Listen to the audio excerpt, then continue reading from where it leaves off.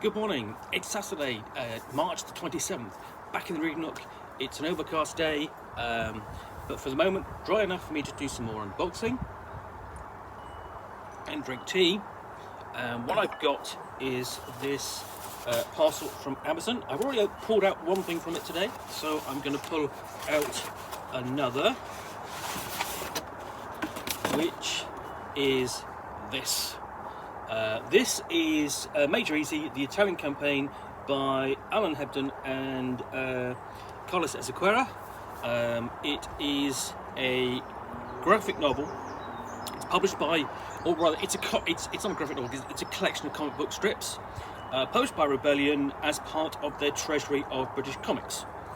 From the pages of Battle. He's tough. He's cool. He's crazy. 10th of July, 1943, Sicily. British troops have just landed to take part in the invasion when the commanding officer is killed. Enter Major Eazy, a scruffy, laid-back maverick with no respect for authority. The top brass may find him unconventional, but they're able to overlook the Major's eccentricities because when it comes to warfare, he makes it look easy.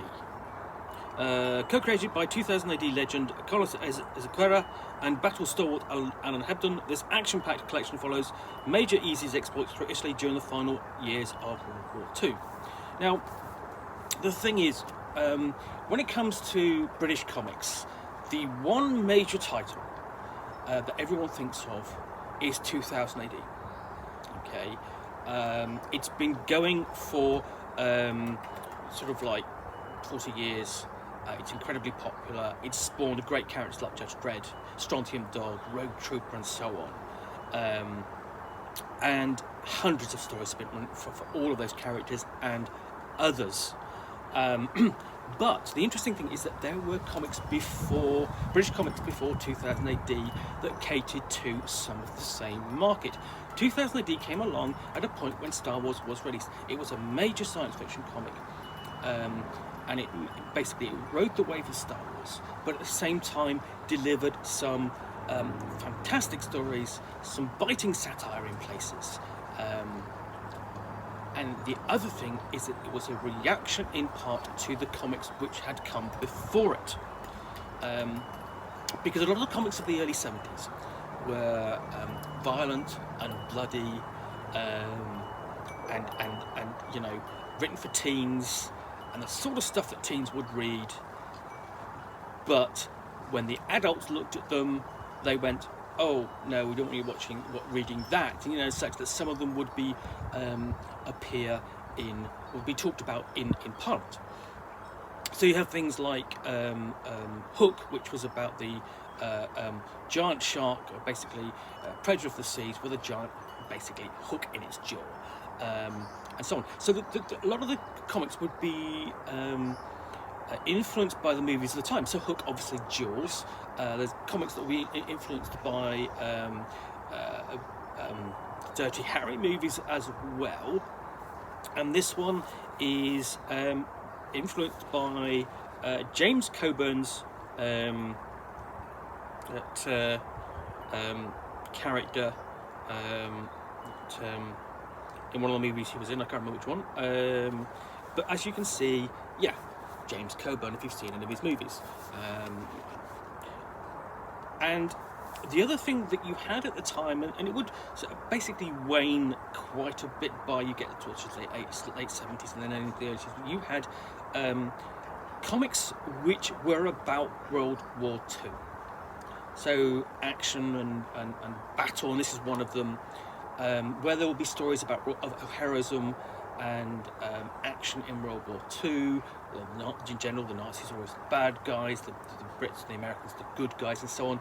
Fantastic artwork, and always, you know, they will also come out in these little square books about that big, and they were always on the newsstands when you went to your local newsagents. And they didn't cost very much, they're quick to read, but they were always, I can remember, they're always really well drawn, and they were really decent pieces of artwork and good stories as well, you know, for the, if that's what you wanted to read. Now, this looks like it's, in part, that you've got basically the combination of black and white strips, and then the colour sections which were basically open a story if it was a major feature for the comics. So let's have a look. Here we go. Typical black and white artwork. Quite a busy pages, lots going on, lots of dialogue, and I mean, basically, you know, you learned how to read them left to right down the page, but it was work because there's a lot going on. There's a lot to look at there. And then we have something. Let's have a look. So, color pages, bright, vibrant, full of action, and really eye-catching.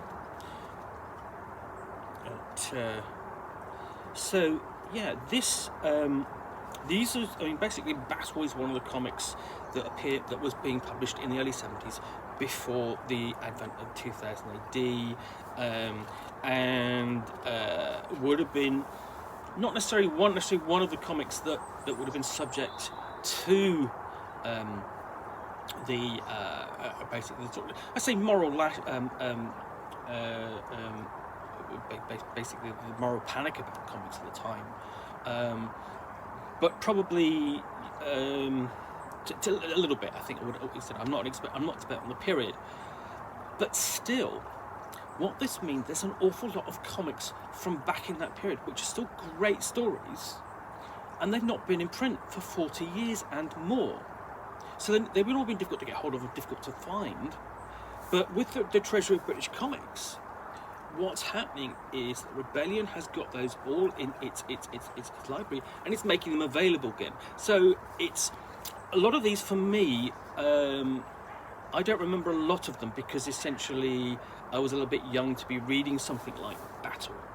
I was aware of it. I could see the comics on the shelf, but my comic reading experiences before 2000 AD came along would have been something that I could share with my sisters.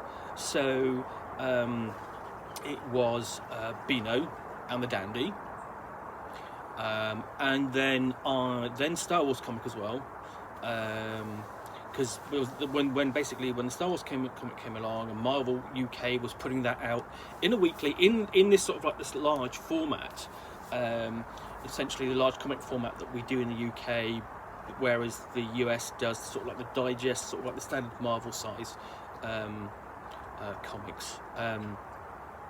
We would do, you know, that's what I wanted to read, and I did read those, and I enjoyed them at the time.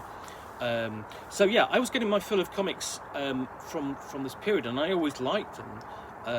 Whereas at the time, I mean, you know, so I was reading that, and I was also reading a lot of fiction as well, because I was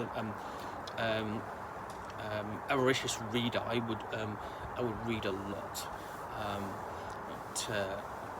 If anything, that was what I was best known for when I was a kid. Yeah, he's the kid who reads, and I did read a lot.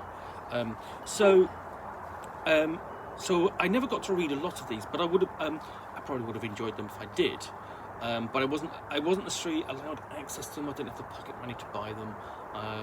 What's the advantage is that now I can go back and look at them and see what good stories these are.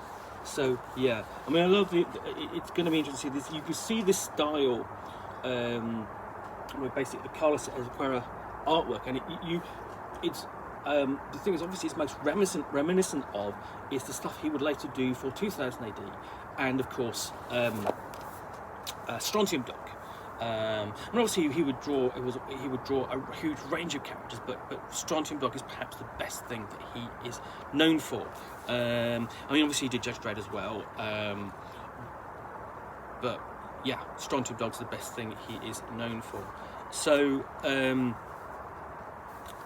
Essentially, Battle comic would have dealt with, again, would have been a larger size comic dealt with sort of like the action of World War II, probably World War I, and perhaps even going back a little bit further, but primarily World War II, because that was what was strong in the consciousness of everyone's sort of like social conscience, social awareness growing up at that point, you know, because obviously you had Commando comic and Battle comic, and you had movies were being made about World War II. Still, it was still a great time in the public consciousness as far as British history was went on. So I have burbled on enough about Major Eazy. Going to be an interesting read. I'm basically looking forward to this, and hopefully they will do. They'll publish more of this when it's available. And there are plenty of other titles to look at on the Treasury of British Comics. Thanks for watching another unboxing in the Nook. If you have enjoyed this, please click the like button. If you've got any comments or feedback, please take the time to give them. I do look at them, and of course subscribe, and you'll get notified about more unboxings in the Nook very soon. In the meantime, thanks for watching, and I'll be back soon with another unboxing. Bye for now.